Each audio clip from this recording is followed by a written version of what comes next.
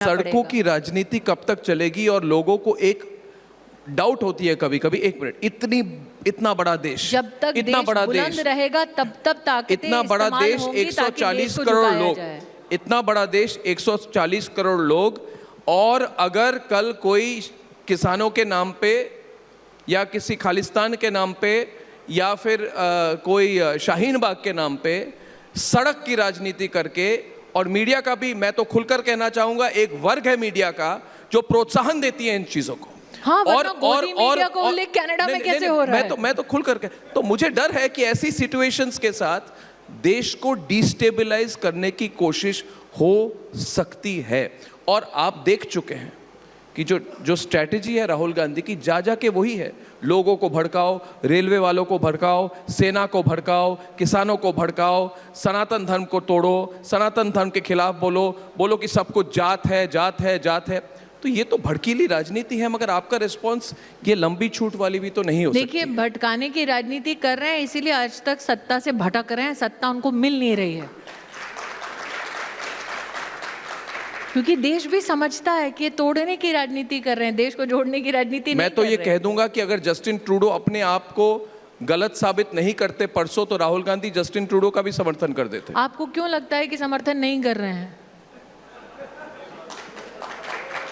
कहाँ आकर उन्होंने प्रखरता से कहा है कि मेरे देश की मीडिया पर इस प्रकार से जो आप प्रभाव डालने की कोशिश कर रहे हैं, या आप ऑफिशियल कम्युनिकेशन से जो प्रहार कर रहे हैं, मीडिया मेरे देश में फोर्थ स्टेट इंडिपेंडेंट है, सब कुछ लिंक्ड है। जैसे एक महीने पहले वो अमेरिका में जाके उन्होंने कहा कि हमारे देश में सिख जो सिख है वो कड़ा नहीं पहन सकते। उस दिन रात को मैंने कहा कि मैं खुद पिछले 35 साल से कड़ा पहन रहा हूं, जो मुझे सिख दोस्त ने मुझे दी। मार्शल कौन है? एयरफोर्स के आपके मुखिया कौन है? मगर क्या लिंक्ड है?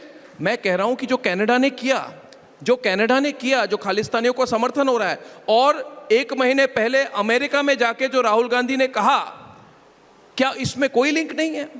क्या राहुल गांधी ने एक प्रो खालिस्तान लाइन नहीं ली एक महीने पहले? और एक महीने बाद उन्हीं खालिस्तानियों का समर्थन करने के लिए जस्टिन ट्रूडो ने अंतर्राष्ट्रीय साजिश की और मोदी का नाम लिया, हमारे प्रधानमंत्री का नाम लिया और हमारे देश के खिलाफ बात की। तो क्या ये चीजें लिंक्ड नहीं है? तो मैं फिर से पूछ रहा हूं, ये किसके लिए कर रहे हैं? मैं दोबारा कह रही हूँ, वो चाहते हैं कि आपको उकसाकर आपसे कुछ ऐसा करवाया जाए ताकि आपके लोकतंत्र को वो देश में विदेश में कलंकित करें।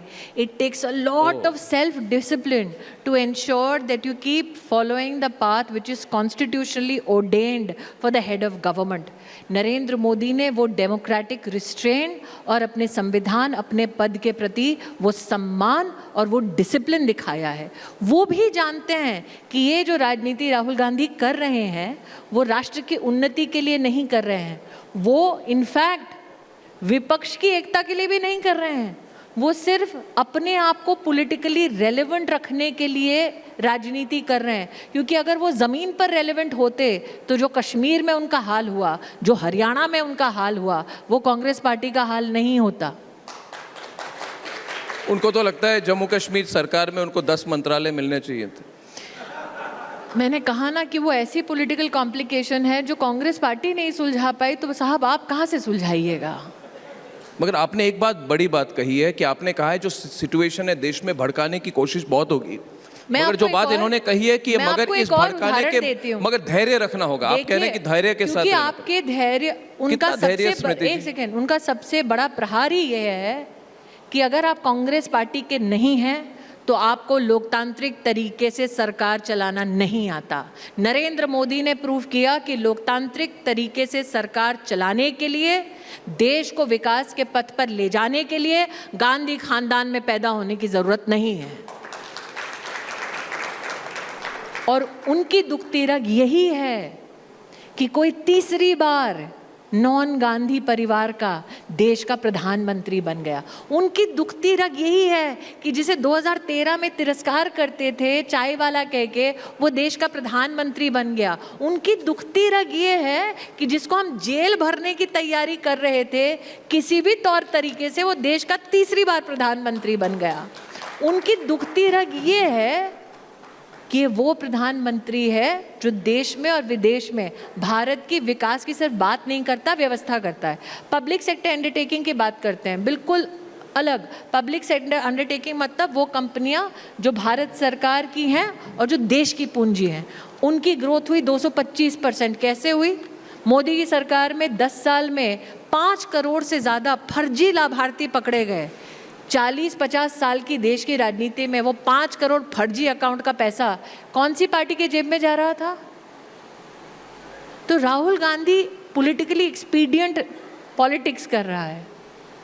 अगर दम होता, हम तो गए, मैं गई ना अमेठी लड़ने, दम होता तो बनारस लड़के दिखाते, बड़ौदा लड़के दिखाते। अपनी गली में तो सभी शेर हैं। आप कह रहे दम नहीं है इसलिए अमेठी से भाग गए। अरे भैया, अपनी गली में तो सब शेर हैं। मगर आप ऑफर करिए ना उनको कि दम है तो लड़िए अमेठी से। मैंने तो पहले भी कहा था नहीं लड़े ना। एक बार और कह दीजिए। वो अब तो उनको तश्तरी में ला कर दिया जाएगा ना। लेकिन अब भी कह देती हूँ कि अब भी अगर 29 में लड़ने की अमेठी कोशिश की तो जीतेंगे नहीं, वो उनको भी पता है। उतना तो मैंने तय करवा दिया वहाँ पे कि अगर 29 में अगर आने का वहाँ पर उन्होंने विचार किया तो धूल चटाएंगे बीजेपी वाले, ये तो पक्का है। यही तो है जो जवाब मैंने शुरुआत में मैंने पूछा था इनको। मगर स्मृति जी, हम तो चाहते हैं कि स्मृति ईरानी बनाम राहुल गांधी एक बार और हो जाए कि नहीं हो जाए? पब्लिक डिमांड है। नहीं, मैं तो कहती हूँ कि आप कॉन्स्टिट्यूएंसी तो छोड़िए, बेखौफ आकर किसी राष्ट्रीय मंच पर स्मृति ईरानी छोड़िए, भाजपा के किसी साधारण कार्यकर्ता से राष्ट्रीय मुद्दों पर चर्चा कर लीजिए। ये भी उनको छूट देती हूँ कि मंच के आसपास अर्नब गोस्वामी नहीं रहेगा, सिर्फ जनता रहेगी। जिसमें इतना दम नहीं है उससे आप लड़ने की बात करते हैं साहब।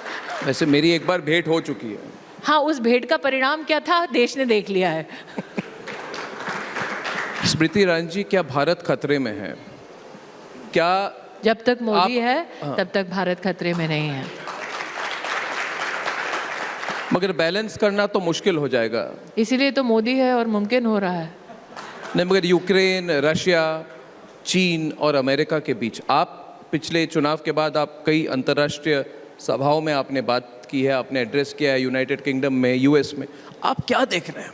क्या भारत को दुनिया कैसे देख रही है और क्या खतरा है, क्या थ्रेट्स है, और हम क्या बैलेंस कर पाएंगे? लोग कहते हैं यूक्रेन के बाद हमने बैलेंस करके हम बीच के रास्ते से राष्ट्रहित पे हमने काम की। मगर क्या राष्ट्रहित को ही सर्वोपरि मानकर हर विषय पर काम किया जा सकता है, या फिर थोड़ी बहुत बैलेंसिंग करनी पड़ती है? थोड़ी बहुत अपनी इकोनॉमी को चीन को खोलना पड़ता है, थोड़ी बहुत हमारे जो क्या कहते हैं कि इलॉन मस्क को आने देना पड़ता है, कोई दूसरी चीज होती है। क्या प्रभाव नहीं होता, प्रेशर नहीं बनता देश पर? देखिए, नरेंद्र मोदी दोनों तरफ से, चीन से, रूस से, अमेरिका से, पूरे देश। हम एक ही देश हैं। जो रूस और यूक्रेन के बीच में जब द्वंद्व हुआ तब प्रधानमंत्री मोदी ने एक बहुत अच्छा वाक्य कहा कि लोगों ने बार बार भारत से पूछा कि तुम रूस की तरफ हो या यूक्रेन की तरफ हो। प्रधानमंत्री मोदी ने कहा भारत ने पक्षपात नहीं किया, हम हमेशा शांति के पक्ष में रहे हैं। That we've always been on the side of peace. Bharat से कोई उम्मीद नहीं लगाता था। देखिए, पोस्ट कॉलोनियल एरा में ना, कॉलोनियल माइंडसेट के लोग, गोरे लोग ये सोचते हैं कि हमने जो कहा भारत वो करेगी। उनको ये आदत नहीं थी कि भारत खड़े होकर ये बोलेगा कि हमारे देश के लिए जो अच्छा है पहले हम वो करेंगे। तो हम पर दबाव आए, एक का साथ दो, रूस का दोगे कि यूक्रेन का दोगे? हमने कहा हम हिंदुस्तानियों का साथ देंगे। आज अगर विषय निकलता है लेट्स से इजराइल का, हमने इजराइल के पक्ष में, फिलिस्तीन के पक्ष में अपना निष्पक्ष एक पक्ष रखा या अपने एक पोजीशन ली। आज जब देश का विदेश मंत्री जाता है एससीओ समिट के लिए तो बेखौफ होकर बोलता है कि मैं बायलैटरल के लिए नहीं जा रहा, और कोई भी विदेशी ताकत में इतना दम नहीं कि भारत को मजबूर कर ले कि जा ही रहे हो तो बायलैटरल भी कर लो।